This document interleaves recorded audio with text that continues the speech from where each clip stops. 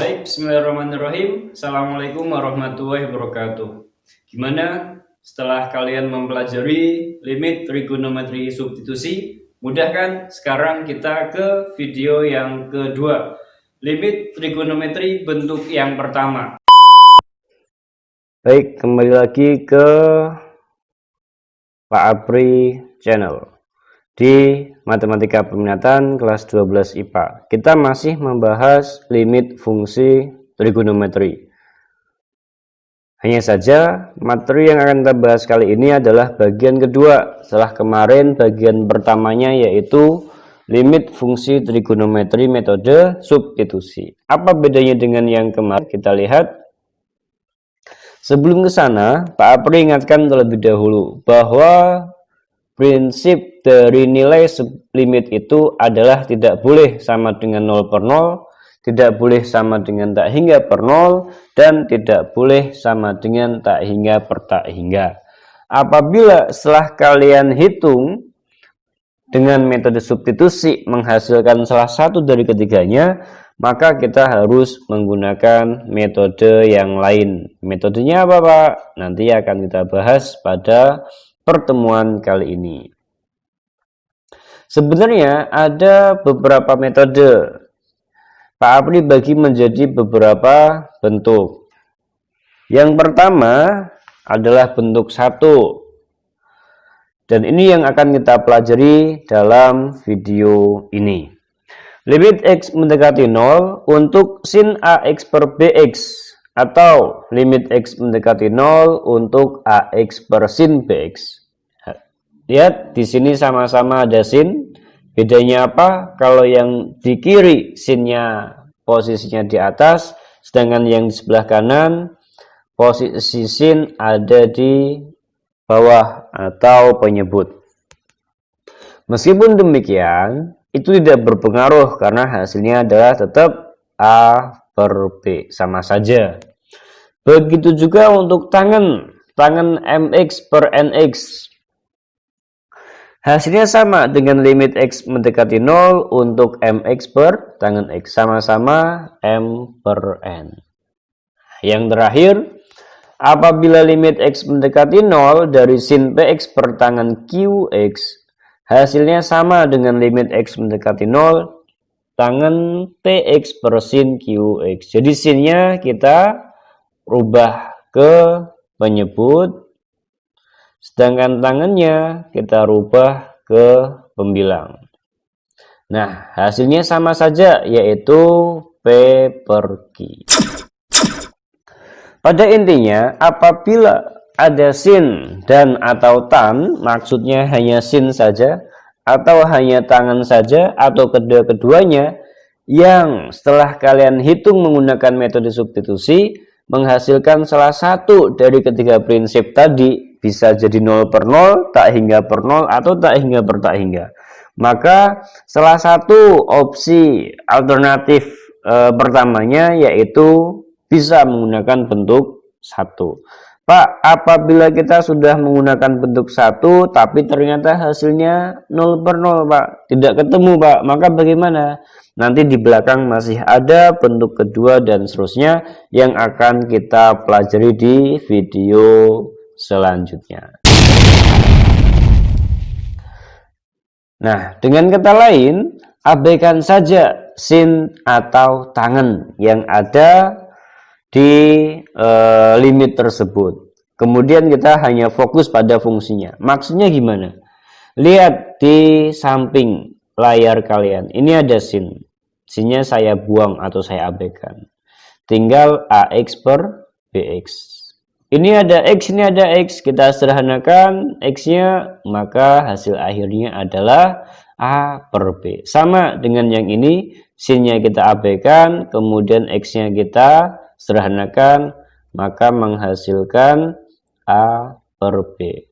Begitu juga untuk tangan, kita sederhanakan X-nya, maka hasilnya adalah M per N.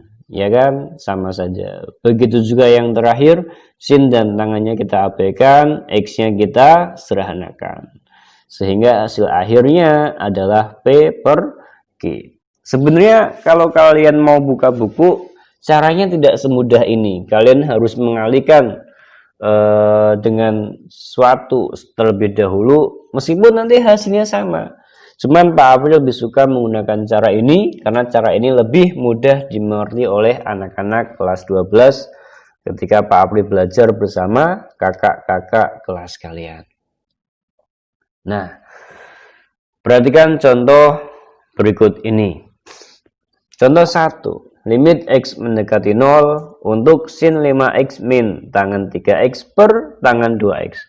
Di sini sin dan tangannya kita sederhanakan. Maaf, kita abaikan saja. Kita hanya fokus di 5X, kemudian 3X, dan 2X. Saya pindah di baris kedua. 5X dikurangi 3X sama dengan 2X. 2X per 2X sama dengan 1. Nah, lanjut contoh yang kedua. Hati-hati, contoh yang kedua ada kuadratnya atau pangkat 2-nya. Jadi bagaimana Pak? Kita lihat limit X mendekati 0 untuk sin kuadrat X min tangen X per X. Oke, sinnya kita abaikan. Tangannya juga kita abaikan. Nah, hati-hati, di sini ada kuadrat. Kalau ada kuadrat di belakang fungsi trigonometri, kita bisa mengambil alih kuadratnya itu untuk variabel yang ada di belakang trigonometri. Dalam hal ini adalah X. Maka berubah menjadi X kuadrat. Nah, X kuadrat min X per X. Untuk pembilangnya, kita gunakan sifat distributif. Jadi X-nya kita keluarkan.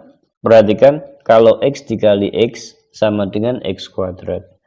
X dikalikan dengan min 1, maka menghasilkan negatif X. Jadi kembali lagi ke atas. Begitu kan? Tapi tidak itu yang kita cari. Yang kita cari adalah akan kita sederhanakan. Di sini ada X, di sini ada X. Maka kita sederhanakan. Ingat, yang disederhanakan adalah yang ada di luar kurung. Yang dalam kurung gimana Pak? Kita biarkan saja dia apa adanya. Sehingga menghasilkan limit X mendekati 0 untuk X min 1. Lalu 0-nya kita substitusikan ke dalam X. Maka 0 dikurangi 1 adalah min 1. Itu contoh yang kedua. Contoh yang ketiga hampir sama seperti contoh yang kedua.